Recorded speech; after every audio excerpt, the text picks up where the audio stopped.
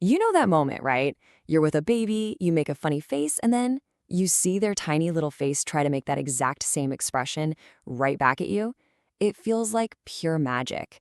But what if I told you it's not just some cute coincidence? It's actually a sign of something incredible happening deep inside their developing brain. So, why do they do it? Why do they mimic everything? Let's get into it. Because the answer to this question, well, it's pretty central to understanding how we become human in the first place. You flash a big, happy grin, and just a few moments later, you see the corners of their own little mouth start to turn up. Or maybe you make a little goo goo sound and you get a gurgle in return.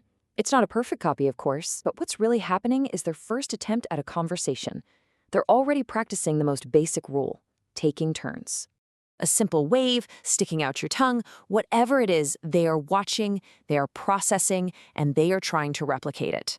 And this isn't just them playing a game. This is, without a doubt, the most powerful learning tool they have. Okay, so let's break down the first big reason. For a baby, the world is just this brand new, totally confusing place. Imitation is their number one way of making sense of it all, and, maybe most importantly, for connecting with you. And this slide really nails the difference, doesn't it? As adults, we learn from instructions, from reading books, from people explaining things to us. But a baby? They can't do any of that yet. For them, learning is built on this simple, powerful foundation. They observe, they imitate, and they build a connection through doing it. And look, this isn't just some feel-good theory. It is a core principle of developmental science. This quote here gets right to the point. Imitation isn't just a side effect of learning. It is the engine of social learning. It's how we start passing down everything, skills, culture, connection, from day one. Long before a baby can say a single word, they are having these complex, back-and-forth conversations with you. That first real smile you see around 2 months old, that's them responding to you. The cooing that goes back and forth, that's them learning the rhythm of how people talk. Every single time they copy you, they are strengthening that bond of trust. It's the only way they know how to say, I see you, I'm with you. So how does this actually work on a biological level? This amazing ability isn't magic, it's powered by some seriously sophisticated wiring.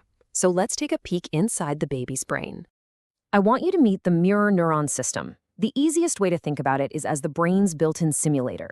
These brain cells are incredible. They fire up when a baby performs an action, like sticking out their tongue, but, and here's the crazy part, they also fire up when they simply see you do it. It's the brain's way of bridging that gap between seeing something and actually doing it. And it's not just one part of the brain, it's this whole lightning-fast network. First, their occipital cortex sees your smile. Instantly, the premotor cortex maps what it saw onto the baby's own face. Then, the sensory motor cortex gets the right muscles ready to go. And finally, the inferior frontal gyrus figures out the social goal, that this isn't just about moving muscles, it's about making a connection. Just an absolutely beautiful process. Okay, but this is where the story takes a really surprising turn. What about when babies copy actions that are, well, completely unnecessary or even kind of silly? This phenomenon reveals the true purpose of all this imitation. It's a behavior called over-imitation. It's when a child copies every single step you take, even the parts that are obviously pointless. And you have to understand, this isn't a mistake. It's a feature, not a bug, of how humans learn. This classic experiment shows it perfectly. So an adult takes a feather, taps a box with it, and then opens the lid to get a toy out. The child just watches this whole thing. Now, when it's their turn, they don't just open the box to get the toy. No, they pick up the feather, they tap the box exactly like the adult did, and then they open it. They know the tap is useless, but they do it anyway. So why? Because it's not about learning how to do the task. It's about learning the ritual, the social norm. They're learning what it means to be part of your group. That silly feather tap is their way of saying, this is the way we do things here. Over-imitation is literally how we absorb the entire fabric of our culture without even realizing it. And that brings us to the grand finale. When you put all these pieces together, that deep-seated drive to connect, the brain's incredible mirroring hardware, and this powerful instinct to absorb culture, it all points to one thing: your absolutely profound role in their world.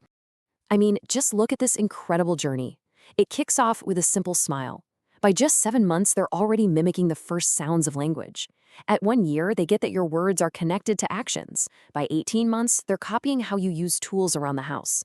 And by 2, they're imitating complex social things, like reading a story to their toys. It's just this explosive progression, and it's all powered by watching you.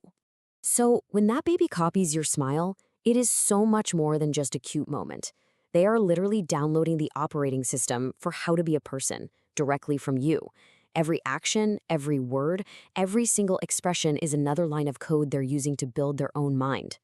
It's a pretty powerful thought, isn't it? Maybe even a little bit daunting. Their brain is literally designed to mirror you, to learn from you, to become like you.